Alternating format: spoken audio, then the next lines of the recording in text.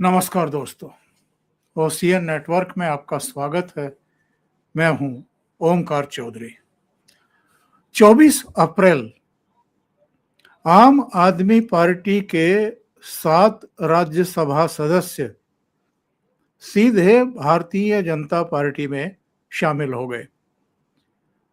राज्यसभा के सभापति राधा कृष्णन जी के पास गए और उन्होंने कहा कि कुल सांसदों का 2/3 हैं वो, दल बदल कानून उन पर लागू नहीं होता है और हम भारतीय जनता पार्टी में शामिल होना चाहते हैं।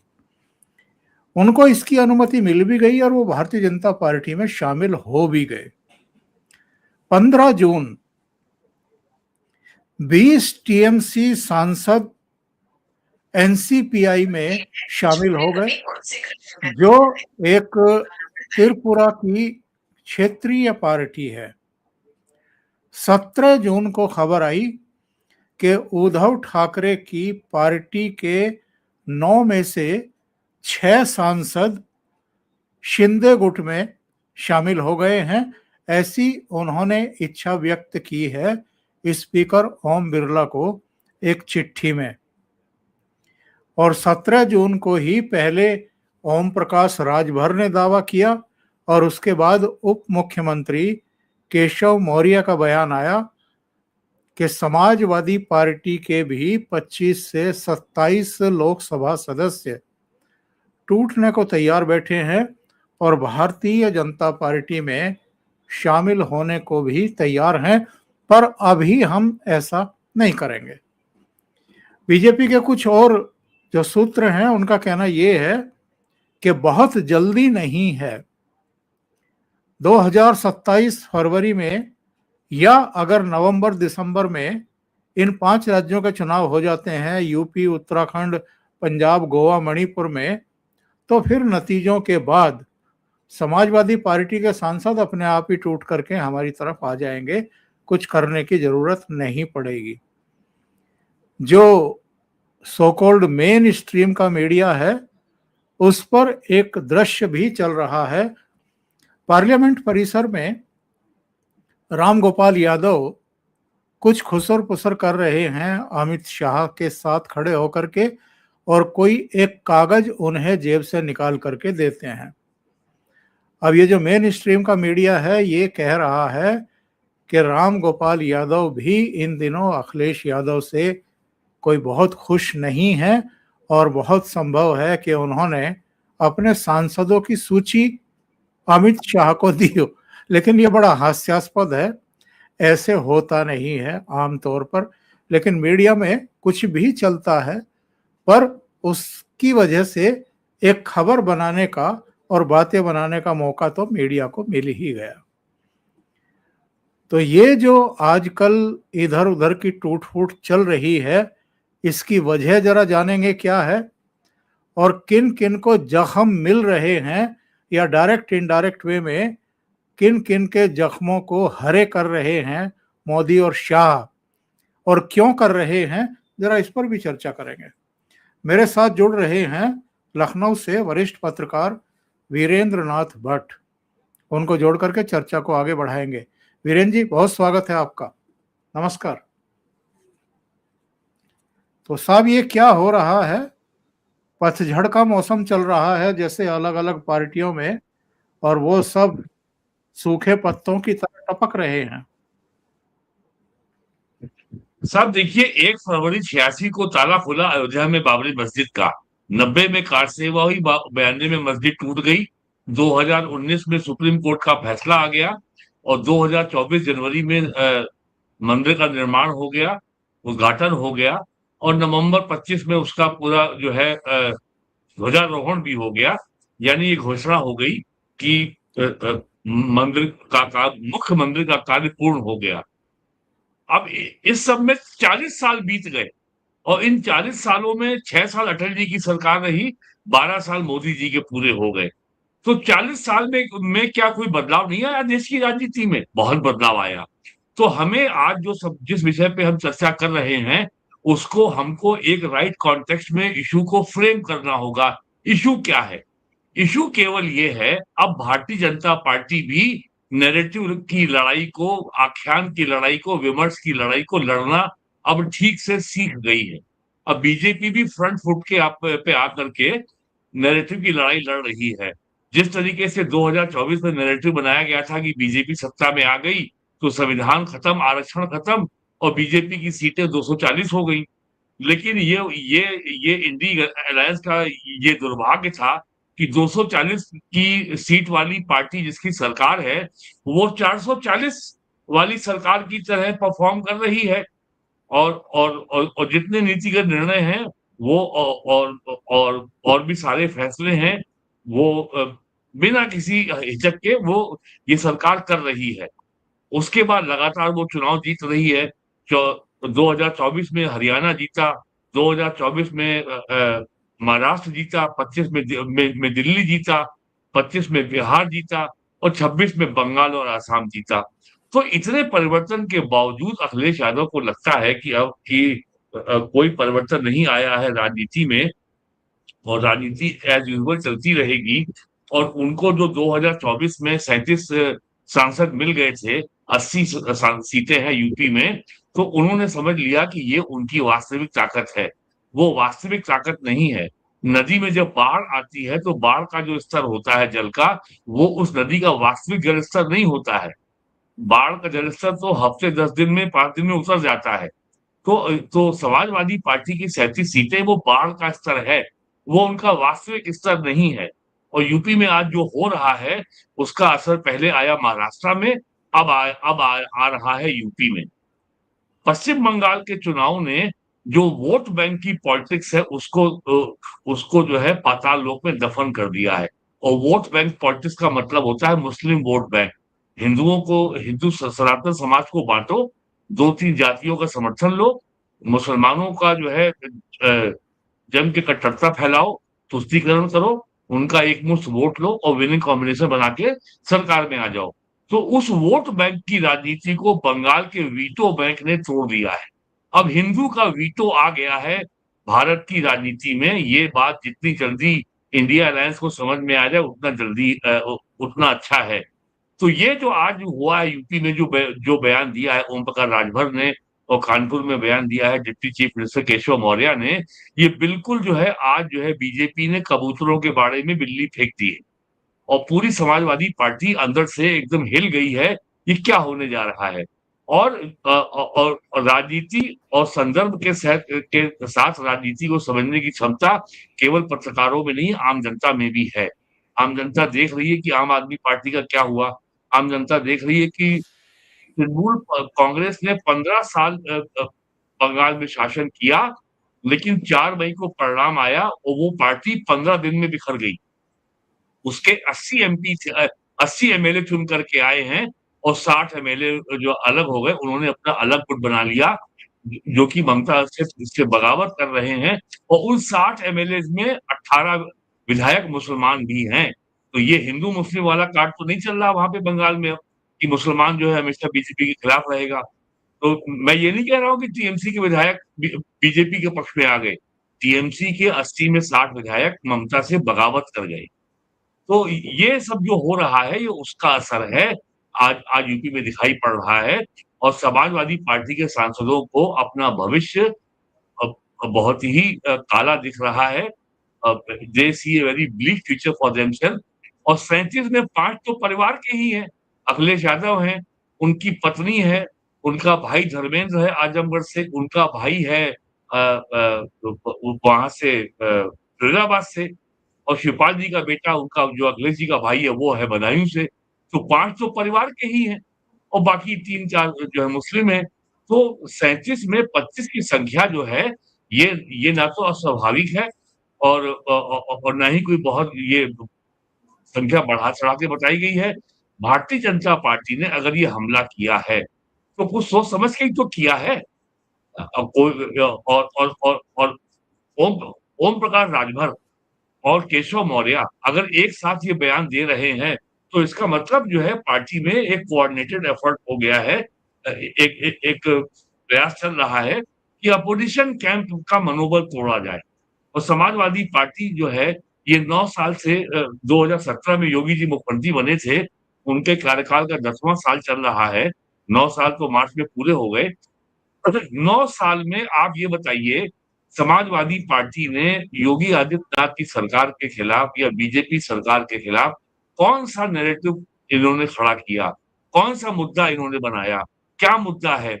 ये दिन भर समाजवादी पार्टी के ऊपर से दिन भर ट्विटर पे पोस्टें लिखी जाती हैं और व्हाट्सएप चैनल पे लिखा जाता है। क्या सोशल मीडिया के सहारे आप भारतीय जनता पार्टी से कोई लड़ाई लड़ सकते हैं? भारतीय जनता पार्टी के पूरे संघ परिवार के लाखों लोग साल में 12 महीने जनता के बीच में रहते हैं। और राजनीति का मतलब ये नहीं होता है कि नेता बड़ी-बड़ी जनसभाएँ 2 लाख लोगों की रोज़ एड्रेस करें। राजनीति का मतलब ये भी होता है कि आपका सभासद भी अपने शहर के वार्ड में 50 लोगों से, 100 लोगों से, ये 20 लोगों से रोज़ मिले। ये भी तो होता है। आपका कौन है भाई? तो अब जो और अब चुनाव बहुत दूर नहीं है। और चुनाव की घोषणा हर हाल में हो जाएगी अगले साल फरवरी में। और ये भी जो अटकलबाजियाँ की जा रही थी कि चूँकि फरवरी 2027 में जनगणना का दूसरा फ़ेज़ पर कार्य होना है, तो चुनाव जल्दी हो सकते हैं। लेकिन मुझे नहीं लगता ऐसी कोई संभावना अगर चुनाव जल्दी हो सकते होते, तो बीजेपी में अब तक युद्ध स्तर की तैयारियाँ शुरू हो गई होती। बीजेपी में ऐसी कोई तैयारी होती भी दिखती नहीं है। सामान्य काम तो उनका चल ही रहा है। और अभी तक बीजेपी के प्रदेश अध्यक्ष पिछले वर्ष दिसंबर में नए आ गए थे, पंकज चौधरी। अभी तक उनकी कार्यकारिणी तय नहीं हुई है। तो ये ये तय ना होने का मतलब ही है कि चुनाव अपने निश्चित समय से होंगे। तो समाजवादी पार्टी में आज भूकंप की स्थिति है और सबसे बड़ी बात जो मैंने देखी कि अखिलेश यादव ने स्वयं ही इसका उत्तर देना शुरू कर दिया। भाई बीजेपी एक ऐसा एलआई जिसकी 4 या 5 एमएलए हैं और और आप क्यों जो है जवाब दे रहे हैं भाई? क्या आपकी पार्टी में तो प्रवक्ताओं की फौज है? तो ये भी मुझे बड़ा अजीब लगा कि एक जो क्षेत्रीय पार्टी है उसका अध्यक्ष अपने को राष्ट्रीय अध्यक्ष कहता है, वो ही जवाब दे रहा है। और और आज एक संयोग था, अखिलेश यादव की 12:30 बजे प्रेस कॉन्फ्रेंस भी थी और 12:30 बजे प्रेस कॉन्फ्रेंस के पहले ओम प्रकाश राजभर का ट्वीट आ गया और बस उससे बाद जो है बिल्कुल राजनीति के बाजार में हंगामा शुरू हो गया। तो उन्होंने खुद जवाब दिया। हालाँकि बाद में स्थिति सँभाली उन्होंने और एक अपने पुराने एमएलसी को लगाया, उसने टीवी में बाइट दिया और उसने कहा कि नहीं हमने इनको 2024 में हाफ़ किया है और 2027 में साफ करेंगे। तो ये जो रेटोरिक और जार्गन है, शब्द आडंबर और शब्द जाल के सहारे राजनीति सोशल मीडिया पे तो हो सकती है, लेकिन जनता के बीच में ये शब्द जाल और शब्द आडंबर से आप जनता का मन नहीं बदल सकते, जनता का विश्वास नहीं जीत सकते। योगी आदित्यनाथ के पास पिछले 10 साल की अपनी रोबस्ट परफॉर्मेंस का एक बहुत मजबूत एक रिपोर्ट कार्ड होगा बताने के लिए। अखिलेश यादव के पास क्या है? वही कि लॉ एंड ऑर्डर खराब हो गई है, वही कि पिछड़ों को उनका हक नहीं दिया जा रहा है, वही कि सरकार किसान विरोधी है। तो अब जो है चुनाव के 6-7 महीने पहले ही बीजेपी ने खुल के फ्रंट फुट पे नैरेटिव वॉर लड़ना शुरू कर दिया है। 2024 के लोकसभा चुनाव ने बीजेपी को ये सबक दे दिया है कि केवल जनता की समस्याओं का समाधान या विकास के बल पर चुनाव नहीं जीता जा सकता। नैरेटिव एंड परसेप्शन भी बहुत बहुत महत्वपूर्ण कंपोनेंट होते हैं इलेक्टोरल पॉलिटिक्स के, जो आज बीजेपी ने शुरुआत कर दी है और देखिए क्या होता है आगे। लेकिन ये मामला ये खाली इसी बयान से स्पष्ट नहीं होगा। ये मामला और आगे जाएगा। आपको ऐसा नहीं लगता है कि 17 अप्रैल 2026 को यानी आज से 2 महीने पहले महिला आरक्षण विधेयक और परिसीमन विधेयक को जिन दलों ने गिरवाया है, जिन्होंने पारित होने से रोका है, अब वही दल टूटते जा रहे हैं एक एक करके। ममता बनर्जी की पार्टी संसदीय दल टूटा, उद्धव ठाकरे का टूटा, अब समाजवादी पार्टी का भी नंबर आ रहा है ऐसा लग रहा है।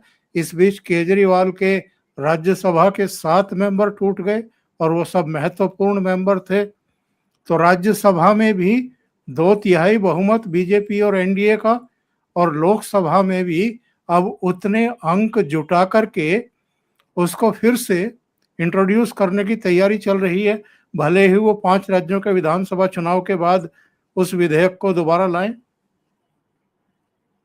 देखिए, ये जो अप्रैल 16 को जो 131वां संविधान संशोधन विधेयक आया था, उसमें समाजवादी पार्टी से गलती ये हुई है कि उसने बिना अपना राजनीतिक हित समझे वो कांग्रेस के साथ जाके खड़ी हो गई।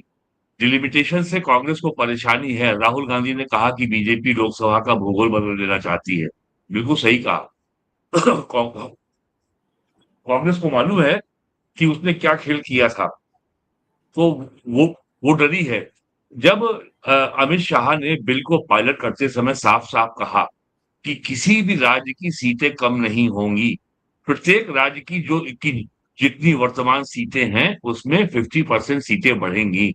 यूपी की 80 की 120 हो जाएँगी और तमिलनाडु की जो है 80 की 40 की 50 हो जाएँगी, या और बढ़ जाएँगी। उन्होंने ये भी कहा कि आप हमें 3-4 घंटे का समय दीजिए, हम ये प्रोविज़न बिल में ही ले आते हैं। और अब उन्होंने ये साफ कर दिया है कि अगली बार जब ये बिल आएगा, तब उसमें ये जो हमारा मौखिक एश्योरेंस था, ये प्रोविज़न बिल में किए जाएँगे। और एक बताता हूँ आपको मज़े की बात, 1984 में जब इंदिरा गांधी की हत्या के बाद जब लोकसभा के चुनाव हुए थे, तो 80 की तुलना में कांग्रेस की सीटें बढ़ी थी 61 2009 में जब लोकसभा को चुनाव हुए थे, तब 2004 की तुलना में सीटें कांग्रेस की बढ़ी थी 61 तो क्या इसका अर्थ ये है कि इंदिरा गांधी से बड़े नेता हैं मनमोहन सिंह? 2004 में कांग्रेस की सरकार थी, 2009 में सरकार थी। 2009 में कांग्रेस की सीटें 61 इसलिए बढ़ गई थी कि 2008 में डिलिमिटेशन हुआ। तो कांग्रेस ने पूरे देश में वो सीटें जहां पे बीजेपी मजबूत स्थिति में थी, उन सभी सीटों का नक्शा बदल दिया था। तो अब कांग्रेस को ये डर लग रहा है कि जब सीटें बढ़ेंगी, तो पूरे देश में लोकसभा की सीटों का जो पूरा कैरेक्टर है और जो जो डेमोग्राफिक कंपोजिशन है, वो सब बदल जाएगा और उसके लिए चुनाव जीतना मुश्किल हो जाएगा।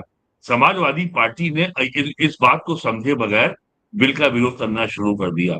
समाजवादी पार्टी के हित दूसरे हैं, कांग्रेस के हित दूसरे हैं। कांग्रेस के हित और एक क्षेत्रीय पार्टी के हित कभी एक हो ही नहीं सकते, राष्ट्रीय पार्टी के और क्षेत्रीय पार्टी के हित।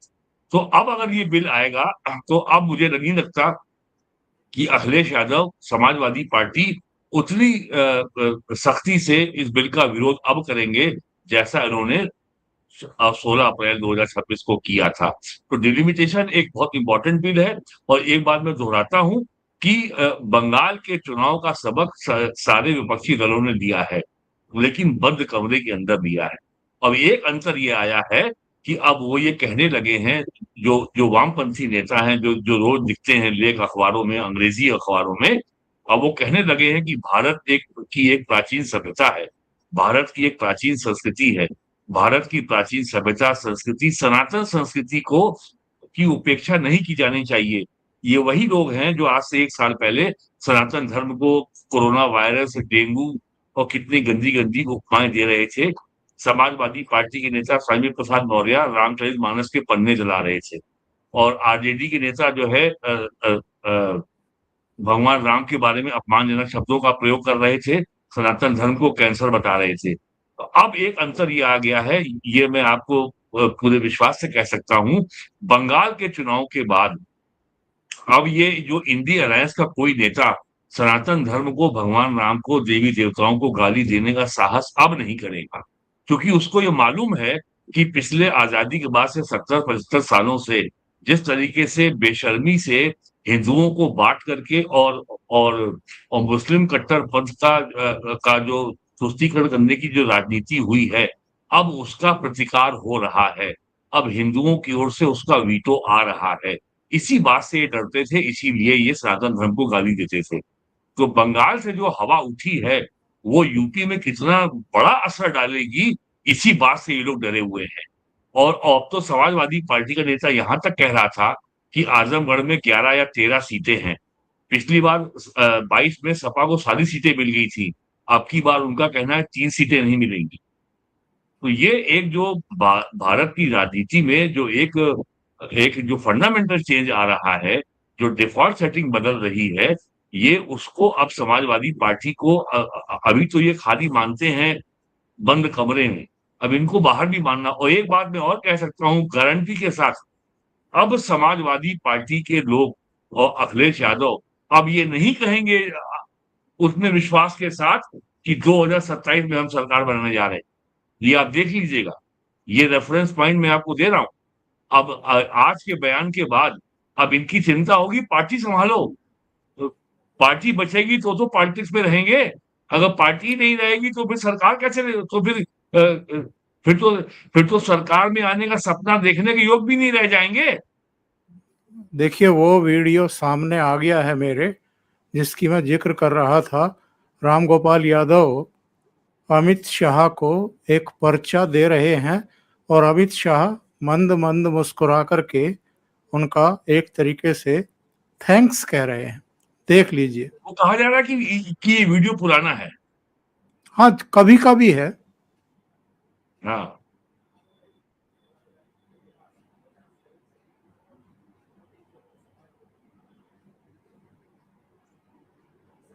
अब इसमें चाहे जो हो, चाहे वो अपना कोई काम ही बता रहे हो, लेकिन ये हाँ,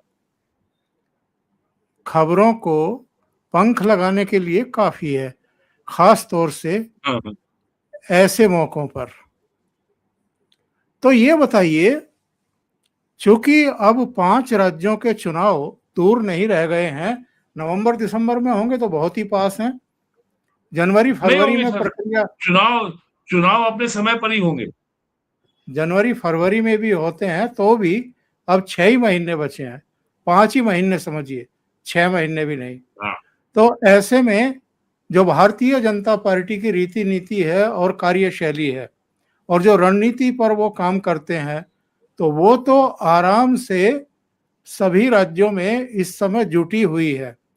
जहां जहां उनको संपर्क करना है, जो काम करना है, जो पेंच कसने हैं, वो सब काम कर रहे हैं। और ये जो तोड़क अभियान चल रहा है, ये डायरेक्ट भारतीय जनता पार्टी का कोई चेहरा इसमें इन्वॉल्व दिखाई नहीं दे रहा है। ऐसा लगता है कि इस बार पूरे एहतियात बरते गए हैं। टीएमसी के जो भी सांसद आए 20 या 22, वो त्रिपुरा की एक क्षेत्रीय पार्टी में शामिल हुए हैं, भारतीय जनता पार्टी की तरफ नहीं आए हैं। इसी तरह उद्धव ठाकरे के 6 टूटे हैं तो वो शिंदे पार्टी की तरफ गए हैं। तो अगर संजय राउत को या उद्धव ठाकरे को कुछ किसी को कोसना है तो आप शिंदे को कोसिए। हालांकि वो बीजेपी को निशाना साध रहे हैं, वो समझ रहे हैं कि इस रणनीति के पीछे किसका दिमाग है। इसी तरीके से ममता बनर्जी, अभिषेक बनर्जी भी समझ रहे हैं कि ये सब करा कौन रहा है, कौन चाणक्य नीति अपना रहा है। लेकिन आपस में इनको उलझा करके इनकी जो ताकत बीजेपी की तरफ लगनी चाहिए थी अटैक को लेकर के, उसको डाइवर्ट करने में कामयाब रही बीजेपी। और जिन राज्यों में चुनाव हैं वहां अपनी ताकत लगा रही है पूरी तरीके से। देखिए भारत की राजनीति में बंगाल के चुनाव के बाद जो भारत की राजनीति अब सदैव के लिए बदल गई है। जो पैराडाइम शिफ्ट आया है इंडियन पॉलिटिक्स में, अगर ये उसको स्वीकार नहीं करेंगे और उसके अनुरूप अपने को नहीं ढालेंगे तो बीजेपी से लड़ना बहुत कठिन हो जाएगा। बीजेपी की सबसे बड़ी ताकत यह है कि उसने 2014 में जिस तरीके से अपने आप को री इन्वेंट किया, बीजेपी ने जिस तेजी से अपनी गलतियों से सबक सीखा और उसके अनुरूप उसको बदला, तो ये चेंज आज तक कांग्रेस में दिखाई नहीं पड़ रहा है। और अब आप देखिएगा, अगर अखिलेश यादव ने कोई सबक सीखा है और वो भारतीय जनता पार्टी को अभी कोई अगर चुनौती बने रहना चाहते हैं तो अब वो पीडीए की बात करना छोड़ देंगे।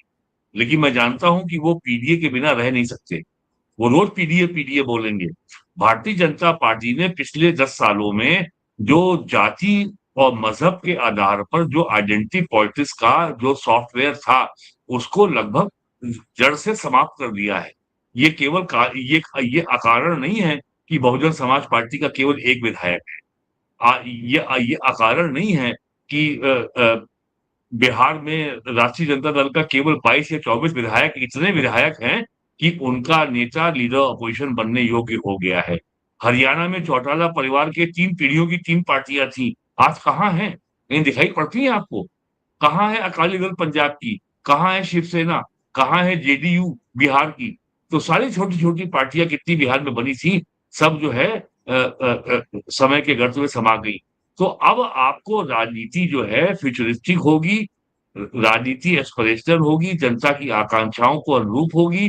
राजनीति में एक बहुत ठोस सकारात्मक मैसेज होगा। केवल साल में 12 महीने सरकार को कोसते रहना, प्राइम मिनिस्टर मोदी को गाली देने से राजनीति अब नहीं चलने वाली, ये बात बंगाल के बाद लोगों को समझ लेनी चाहिए। इसका मतलब ये बिल्कुल नहीं है कि बीजेपी को मैं 100 में 100 नंबर दे रहा हूँ। बीजेपी में भी सैकड़ों कमियां हैं, सैकड़ों चीजें उनको भी अभी अपनी दुरुस्त करना है। उनके नेताओं पर भी आरोप लगते हैं भ्रष्टाचार के, गवर्नेंस में बहुत सारी कमियां हैं, लोगों के अंदर जो है पेपर लीक को लेकर शिकायत है, अनएम्प्लॉयमेंट को लेकर के शिकायत है, सरकारी कार्यालयों में भ्रष्टाचार को लेकर शिकायत है। बहुत सारे काम बाकी हैं, ऐसा नहीं सब बीजेपी में सब ठीक हो गया, लेकिन समाजवादी पार्टी से तो ये हर व्यक्ति मानेगा कि स्थिति बहुत बहुत बहुत बेहतर है, लेकिन बहुत बहुत बहुत कुछ किए जाने की भी आवश्यकता है। अभी ये नहीं है कि आपने सब कुछ ठीक कर लिया, lot more needs to be done. लेकिन समाजवादी पार्टी क्या करने जा रही है, कैसे करने जा रही है, उसकी लाइन ऑफ एक्शन क्या होगा, बीजेपी को कैसे घेरेगी।